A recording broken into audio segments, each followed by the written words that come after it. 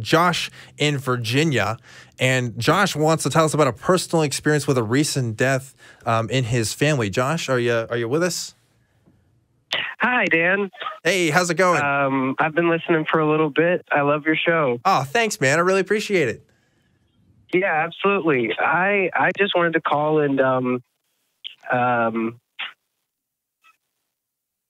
we'll share kind of some things that have happened over the last couple of days. Okay, go for it. So my grandfather passed away recently of cancer. It was late stage metastatic type stuff by the time it was found. I've talked to my mom about all manner of things for several years, and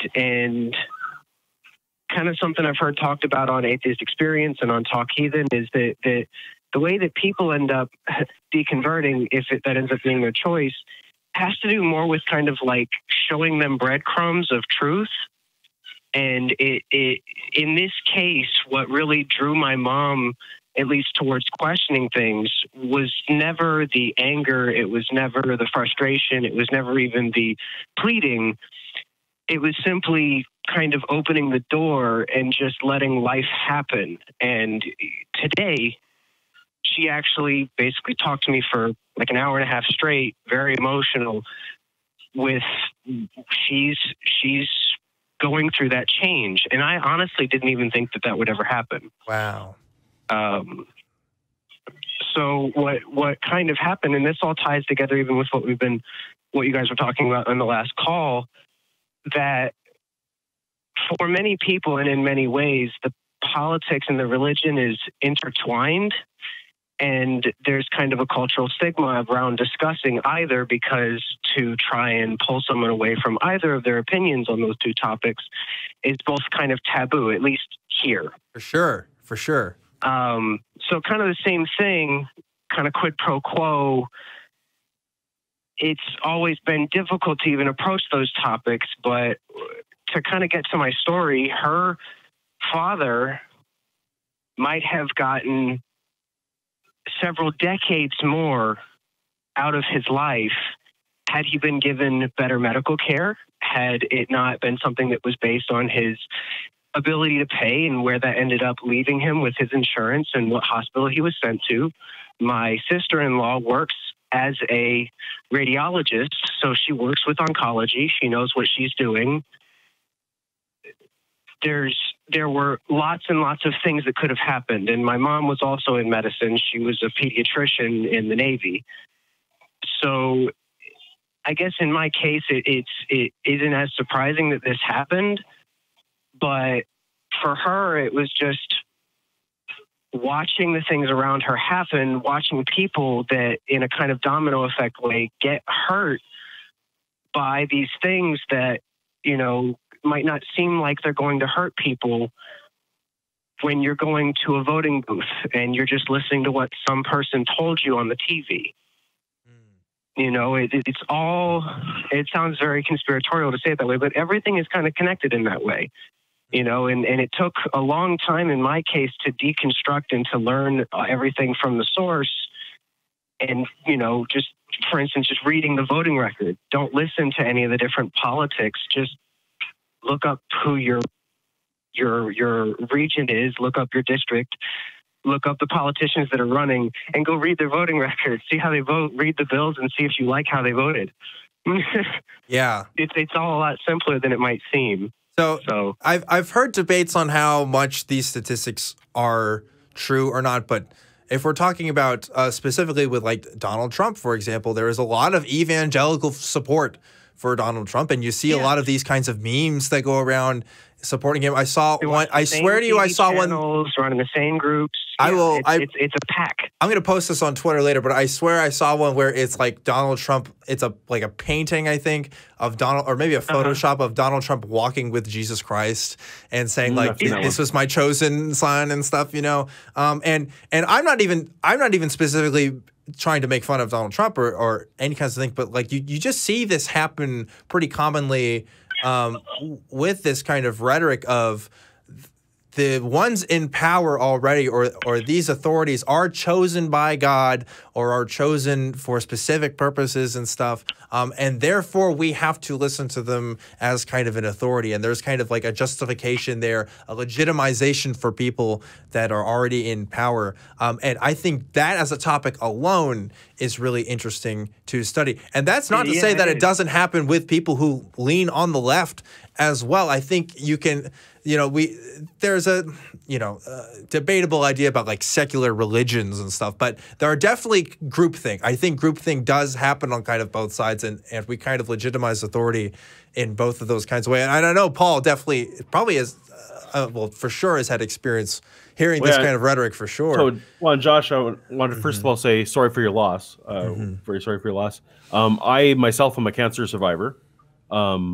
I am very glad that I lived in Canada at the time. I used to live in California, but my entire cancer treatment cost me about $2,000, and that most of that was parking. Oh my gosh! One of the things that I cannot wrap my head around is that that America's health system is as bad as it was when I lived in California. My kid's mom worked as a nurse, and it was so obvious that one hospital would have everything you ever needed, and if you had good health care, you could go there, and everything would be taken care of for you. A mile away would be a terrible, terrible hospital where you would have to wait for hours and hours with broken limbs or whatever. Just the have and have not situation astonishes the rest of the world. Here, there's literally a hospital that's almost all black people that's known to be the crappiest place in Southern Virginia. And there's an area that's 35, 40 miles away that's about 4 times as expensive, but it's about 20 times the quality. The rest of the world is astonished. I mean, in Canada, we pay insane amounts of tax, and there's probably a balance in there somewhere. I know you guys probably don't want to jump to 50% tax brackets, but I really hope this is something that someone because solves. Of the economics of it. I know that actually. I'm a business major. I am literally studying to be a Marxist economist. That's kind of what I'm trying to do right now. It's very freaking hard. That's a completely side tangent, but like I was joking earlier about like late stage capitalism and stuff, some of these forums I browse, and they have this joke among people, these people who study business and economists, they say that these economy majors and stuff are just capitalist propaganda machines, basically, and that's what these kind of majors are created for. It's about how you understand it. I mean, operating costs is something that has to be reduced in order for a company to become profitable. But in order to reduce operating costs, you have to suppress wages or outsource jobs or reduce it's a fact of the matter. It's literally just your opinion on it. Like, it's kind of like reading the Bible is for atheists. If you learn business economics, I've had this conversation out with people. Tell somebody with a income of over $1 million a year what they think about teaching personal finance in public school. No. Yeah, interesting. That's the problem with it. Everybody is very capable of working their way up the spectrum, but they're not taught how to handle their money as a we're taught so much in school, but then the 2 most important things I think would be teaching rudimentary law based on your region, your district, and personal finance. People need to know what's going to put them in jail, and they need to know how to keep themselves from going bankrupt. It's fairly basic, but it's another conversation about all the education stuff. My mom still doesn't believe in evolution, even though she fully.